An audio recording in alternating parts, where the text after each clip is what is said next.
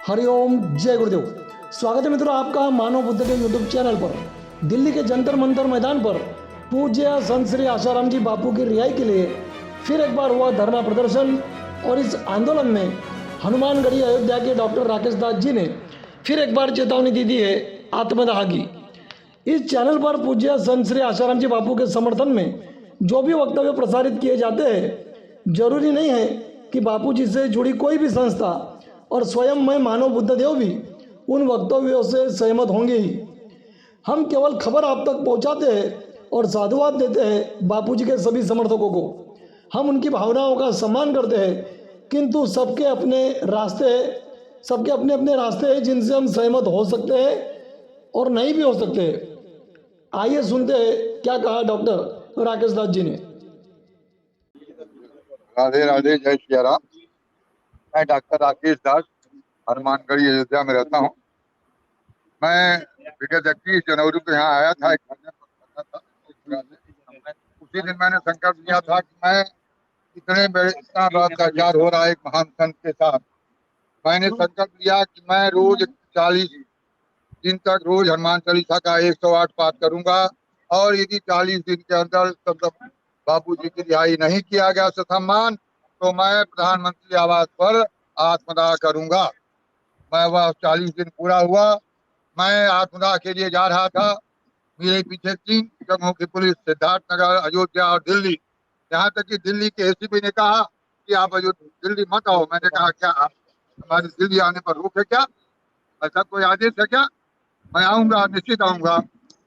और वह कार्यक्रम हुआ, मुझे उठा लिया गया सिद्धार्थनगर पुलिस के द्वारा। और क्योंकि जोगी जी का बहुत बड़ा दबाव था उस हमारे कप्तान के ऊपर कि किसी तरह से उनको उठा ले आओ, तो मेरा एक छात्र था पढ़ा हुआ, भूखा बनने करके उसने आया और मुझे अपने गाड़ी बैठाया, मुझे ले गई। 2 दिन तक रखा मेरा मोबाइल, बल्कि 12 दिन तक वहीं पड़ा रहा। तो हो गए। लेकिन मैं उससे मैं हिम्मत नहीं हारा। मैं आज भी अपनी बात पर कायम हूँ कि इस वर्तमान व्यवस्था में मैं जीना नहीं चाहता हूँ। सरकार से मेरा अनुरोध है कि वह मेरे आत्मदाह की व्यवस्था करे, मैं आत्मदाह कर सकूं, क्योंकि जहाँ न्याय नहीं है, संतों का सम्मान नहीं, उस देश में क्यों जीना है, वहाँ क्यों रहना है। इसलिए मैं मरना चाहता हूँ, आत्मदाह करना चाहता हूँ। मैं अकेले नहीं हूँ, बल्कि अब तो मेरे साथ कई संत भी हैं, कई महिलाएं भी हैं। सैकड़ों की संख्या में लोग आत्मदाह के लिए तैयार है। और सरकार से निवेदन है कि वह आत्मदाह की व्यवस्था करे। और जहाँ तक हम बाबू जी की बात है, वह निर्दोष है। इसके पीछे केवल ईसाई मर्सनियों की चाल है। वह धर्मांतरण किस प्रकार से उस पर रोड़ आते उनके बारे में, उसी के कारण यह उनके साथ साजिश हुआ है। क्योंकि आज भी इस देश पर अपरोक्ष रूप से ईसाइयों का, ब्रिटेन का राज्य है। नहीं तो यदि मुसलमान के नाम पर किसी शहर का नाम बदला गया है, तो क्या ईसाइयों के नाम पर तमाम सारे शहर हैं, तमाम सारी संस्थाएं हैं, उनके नाम को क्या करना दिया गया है? क्यों क्यों यह नाम संस्कृत विद्यालय खोले जा रहे हैं? क्यों नहीं? क्या हिंदू में महापुरुषों की कमी है क्या? देवताओं की कमी है क्या? इसलिए सरकार से निवेदन है कि इस नाम से कोई मान्यता न दे। लेकिन ये सरकार नहीं कर सकती, क्योंकि यह ब्रिटेन के गुलाम है, और ब्रिटेन के गुलाम के नाते ही आज आसाराम बापू को जेल में हैं। और यदि भी सरकार की इतनी मजबूरी है कि वह किसी संत को गिरफ्तार ही करना है, सनातन को अपमानित करना है, हिंदू को अपमानित करना है, तो मैं इसके लिए तैयार हूँ। आसाराम बापू को रिहा करो और मुझे जेल में बंद कर दो, मैं इसके लिए भी तैयार हूँ। लेकिन यह काम करो, क्योंकि यह मोदी जी और सुप्रीम कोर्ट दोनों इसके गुनाहगार हैं। और सुप्रीम कोर्ट जिसको ये बहुत पहले इस मामले को संज्ञान में लेकर के उनको रिहा करना चाहिए। यहाँ तक कि उनको पैरोल भी नहीं दिया जाता है। उनको एक दिन का भी, 11.5 साल जेल में है, 87 साल 88 साल की उम्र हो गई। इस अवस्था में उनको जेल में रखा गया है, उनके साथ षड्यंत्र हुआ है। फिर भी यह सरकार या सुप्रीम कोर्ट संज्ञान में नहीं ले रही है। तो मेरा अंत में यह निवेदन है कि यह सरकार और सुप्रीम कोर्ट को सद्बुद्धि दे।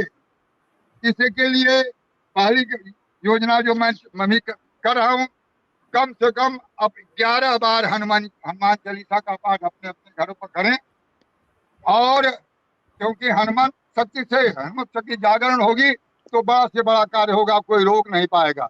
दूसरा, सभी गांव स्तर पर जहां जहां भी भक्त हैं, आसाराम बापू जी के समर्थक हैं, उनसे आग्रह है कि वह सुप्रीम कोर्ट और सरकार के को सद्बुद्धि मिले, सद्बुद्धि हो, इसके लिए यज्ञ और हवन का आयोजन किया जाए, जिससे सरकार को सद्बुद्धि होगी या सुप्रीम कोर्ट के जजों को सद्बुद्धि आएगी और बाबू जी को सम्मान रिहा करेंगे।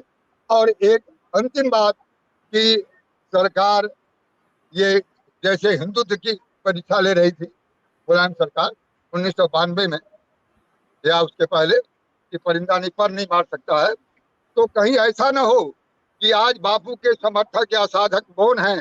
हो सकता है कि आने वाले समय में जैसे 6 अगस्त 1992 को बाबरी ढांचा ध्वस्त हुआ और उसकी ईंट पूरे हिंदुस्तान में चली गई, उसी प्रकार सुप्रीम कोर्ट जोधपुर की जेल का एक एक ईंटा ये बापू के समर्थक और साधक जाएंगे और पूरे देश में ले जाएंगे और बापू को ससम्मान रिहा लेकर आएंगे। यह काम करेंगे। इसमें कोई संदेश नहीं, धैर्य की सीमा होती है। अब वह धैर्य टूट रहा है, वह धैर्य टूट रहा है, इसलिए सरकार को अभी संज्ञान मिलना चाहिए। और ये लंगड़ी सरकार है, अरे मोदी जी को कम से कम एक तरह और ले लेना चाहिए। ये लंगड़ी सरकार कब गिर जाएगी क्या पता, इसलिए उनको ये इसका लाभ लेना चाहिए, पुण्य कमाना चाहिए कि एक अच्छे संत को, अंतर्राष्ट्रीय संत को वह रिहा करे, सब सम्मान किया करे और यही नहीं उनको रिहा करके भारत से उनको सम्मानित किया जाए। जय हिंद, जय भारत।